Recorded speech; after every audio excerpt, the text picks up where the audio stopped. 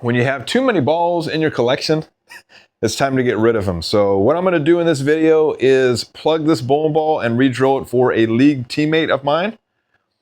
This is a ball that I got as a hand-me-down from the brother-in-law. Wasn't a huge fan. I kind of experimented with the layout. Wasn't a huge fan of the layout. So instead of re-drilling it with another layout, I'm just going to plug it up and re-drill it. He's a two-handed bowler. I got another bowling ball coming in the mail that has almost identical numbers to this, so there's no need for overlap in my collection. I'm going to try to go in depth with the whole process of plugging a bowling ball. I'm not going to go crazy and bore you with an hour-long video, and I'm also not going to make it super quick like a YouTube short. So hopefully you can learn something here if you want to plug up a bowling ball and re-drill it for a friend of yours or for somebody else. So the very first step we want to do is remove the inserts. This is pretty easy to do as long as you didn't put excess glue in here. If you did just a couple drops like you're supposed to, it'd be nice and easy to get out. And that's it. These grips were barely used. I can definitely use those again. So we're going to get our Turbo Pro Sect, and what we want to do is draw a line down the middle. And luckily my span, the fingers are both 4 1/4. I drilled these holes so I know exactly what my pitches are, but say you bought a ball from eBay or something like that and it came like this, and you want to drill your own holes, you need to figure out what the pitches are. So this one I should have 5/16. I'm pretty much very close to 5/16 on that. Same thing with the middle finger, 5/16. Boom. You have 3/8. And this one we should have 5/16. And just over 1/4, close enough. We'll check the thumb.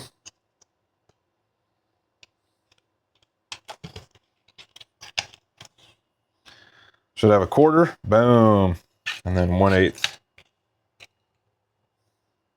Boom, 1/8, perfect. So that's it for that. The next step is going to take it over to the mill press. And we're going to drill some holes. All right, next step was we're going to move the XY table to our pitches that we had. And we can use our alignment rod. Bring it down.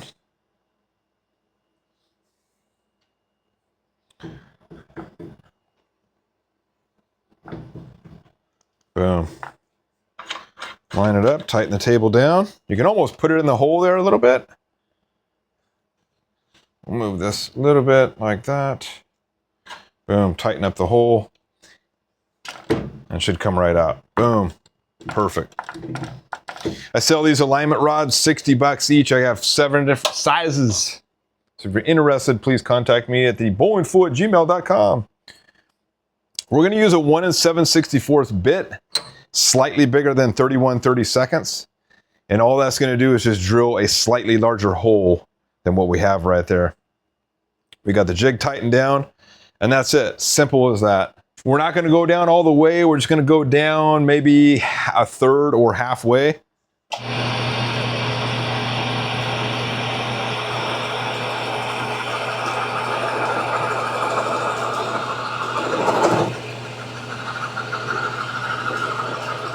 Alignment rod. One thing you want to do is I have a line on the top of my jig here.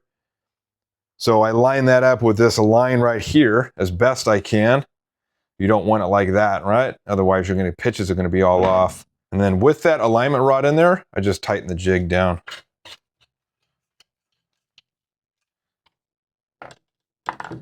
Boom. As long as it goes in and out like that, we're good.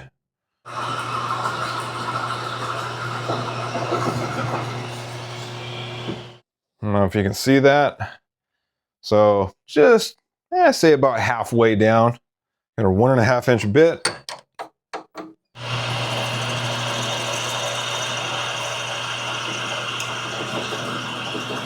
And you probably won't get all the plastic out in one try.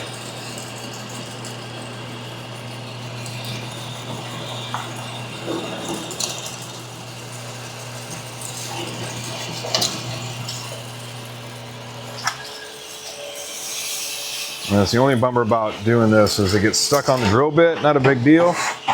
Pretty easy to clean.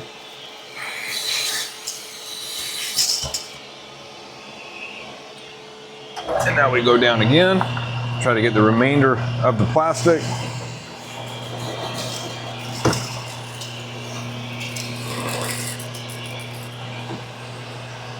Now I'm down to the bowling ball material, and I think I just sucked up the bottom of the Jopo. So that actually did a pretty decent job. There's only a little bit of Jopo on the side right here. You get a flathead screwdriver, you can get like a bevel sander, something like that to get out of there.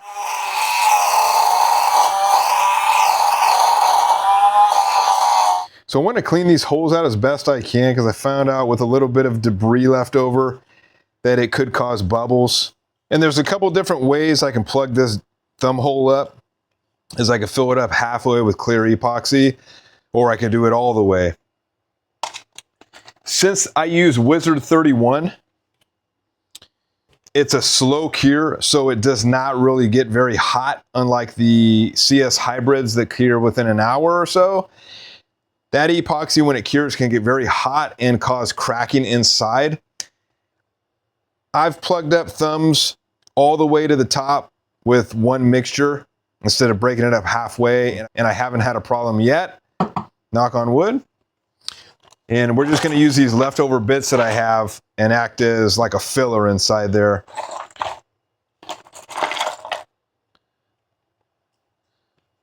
So we'll fill this up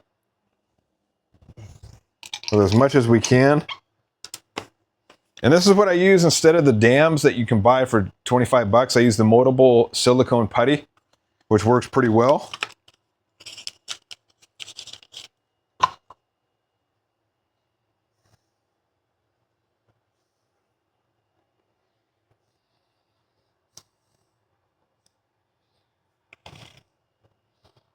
And so I put a few drops of blue, white, and purple. And I got my new mixing sticks here that I got off of Amazon. I'll have to put the link in my description. Seems to be working pretty well. Make sure we want to scrape it off the side. And I'm just looking for that bluish color, bluish purplish color. And we're going to mix this for about 5 minutes or so. Make sure to get it off the edges. Thoroughly mix it. And just pour it in.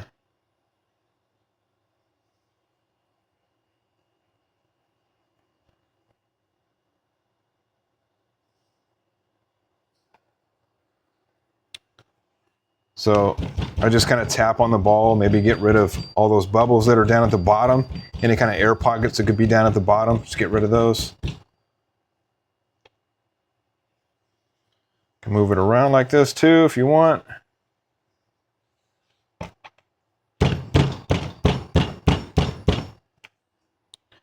And then we pour the remainder in the silicone ice tray. And hit it with a couple hits from the torch. Not too much. And as you can see, it's nice and smooth on top. There's absolutely no bubbles on the top of that. Looking pretty good. All right, so it's about 7 hours later, and the thumb is completely hard. So we can actually do the fingers now without waiting overnight. So since I have a bunch of these left, these oval dams, I'm going to go ahead and use some of them up for the fingers.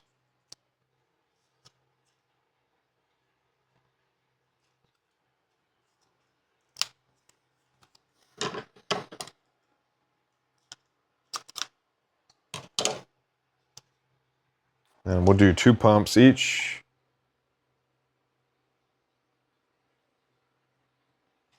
So I got a bunch of these little extra bits from the smaller silicone ice cube trays that I'll fill in there.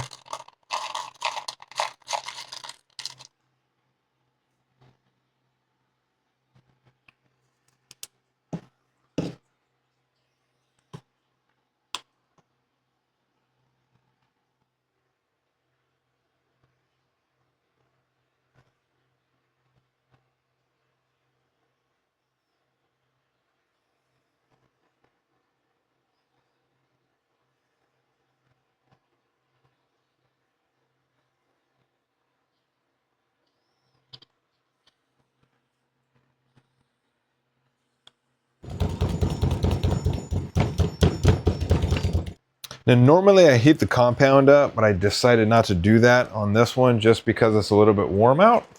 Didn't think I needed it. And I'll come back to this every 10 minutes, check to make sure that we get rid of all the bubbles.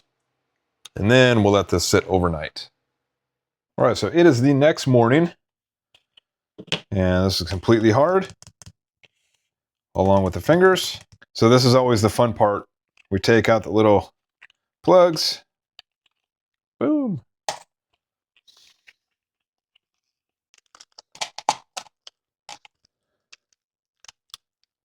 The cool thing about the silicone putty is just peel it right off and you can reuse this piece. And this one, this is the foam dam. We'll cut this down when we use the plug cutter. So let's go take this ball over to the mill press and cut down the plugs. But what we're going to do first is zero out the XY table. So we grab our plug cutter. And we put our table as close to 0, 0 as we can. Bring it down.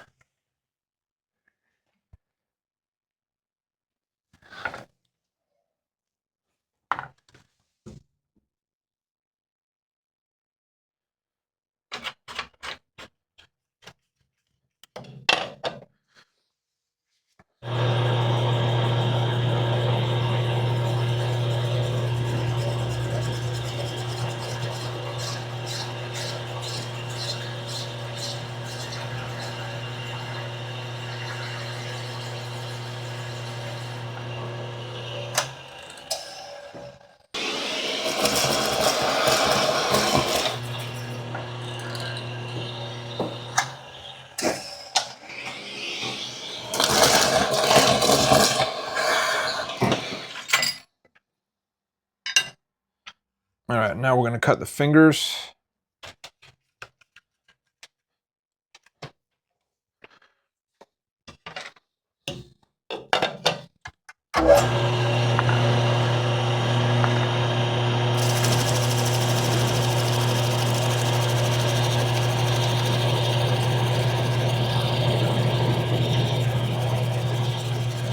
So sometimes your plug will be a little bit wider than the actual plug cutter.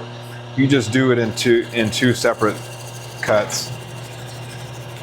Luckily on this one, it's around the same size as the plug cutter, so I can cut the whole thing down pretty much on one time.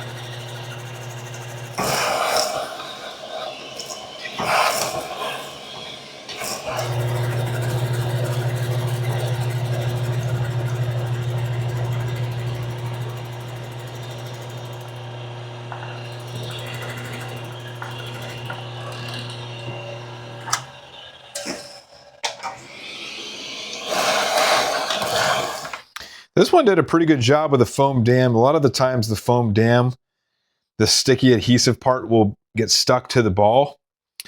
And this is one of those rare occasions that it didn't. It came off pretty clean, so that's really good. And I usually put it right on the ball spinner to get this smoothed out, but I learned a little secret from watching one of Luke's 4-hour videos the other day. And just get a bevel knife and kind of do this across it. And we're going to try this out and see how this works.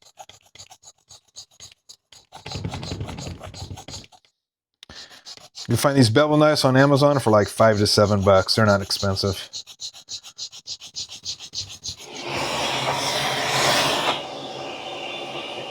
So a lot of you guys ask me what I put my ball spinner in. This is just like a $10 container, storage container that you get at Costco or Home Depot.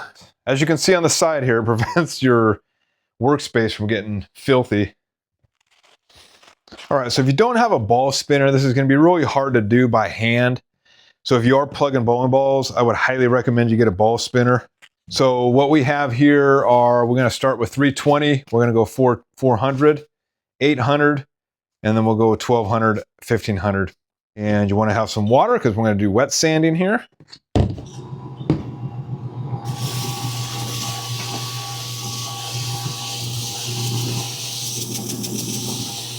Keep the sanding pad wet.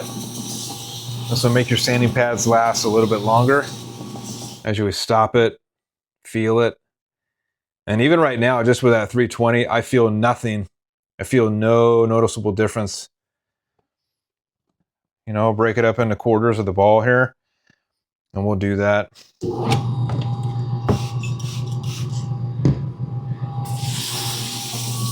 If you do it in quarters, you pretty much get every part of the ball. Next, we'll clean it off with a rag here. Can't even tell it plugged it there if you put your hand over it. So, not too shabby. There we have the finished product. So, color match isn't terrible. Could have done a little bit better, but from a distance you won't be able to tell. So we're going to drill this up for a league teammate of mine, and he's a two-handed bowler, so all we're going to do is drill 2 fingers in it. Nice and easy peasy. So a few of you may be curious on how much the ball weighs after you plug it, and we're going to find out. So this was a 15-pound ball. I think it was like 15 pounds 0 ounces. It looks like we have 14.9, so just under 15 pounds. So it definitely takes a little bit of the original weight away, especially when I sanded the ball. I took off a little bit of the cover stock and comes out to just under 15 pounds. So pretty close to the original weight. All right, so we're going to do dual angle layout. And we went based on the Brunswick's layout instructions. And the conversion came out to 75 by 5 by 30. Go 5-inch pin. 1/4.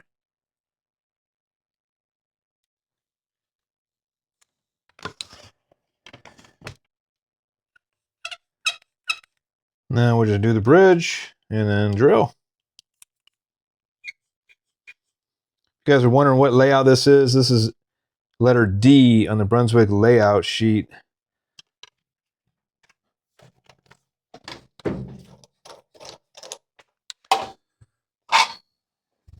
Got our 30 seconds. And we drill.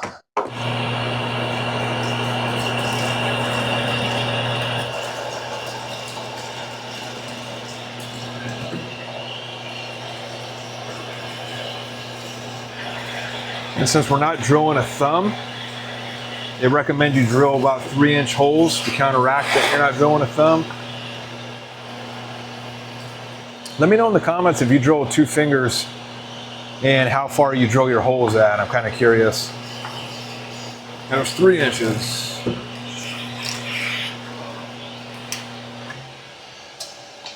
So I have 2 31/32 bits. If you're drilling a lot, it's not a bad idea to have 2 just because this one gets a little warm. You give this one a break to cool down while you use the fresh one.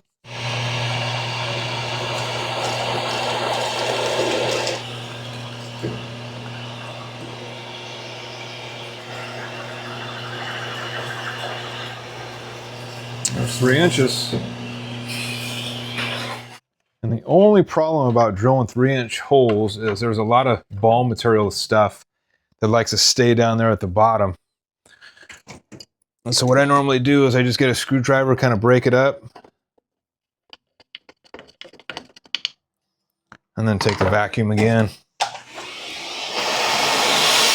So there we go. It looks like a crazy pitch. So this seems to work for a lot of the two-handed bowlers on our team. All right, we can check our pitches as well too.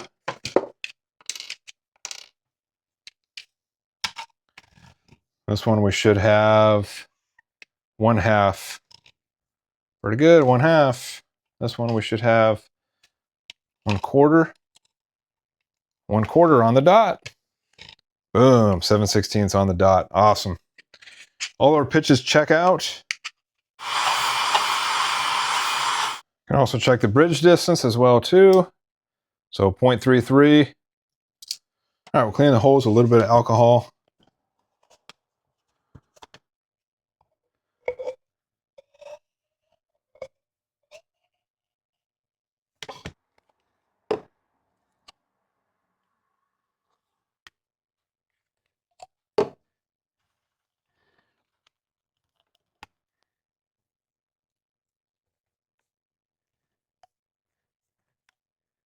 All right, so as you can see, very hard to get it flush, especially with the pitches that they're at. So we get an X-Acto knife, and it helps to get a little bit of cleaner on both sides. Just helps cut it a little bit better.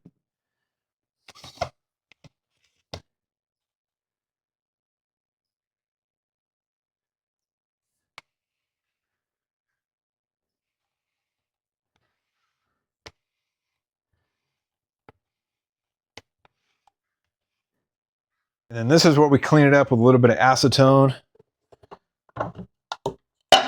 Open up all your windows. I'm going to be breathing these vapors in. Put it on a towel. And all we do is just rub.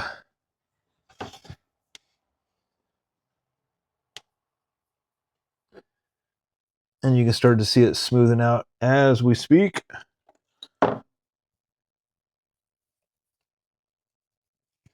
All right, clean it up. Last thing we do.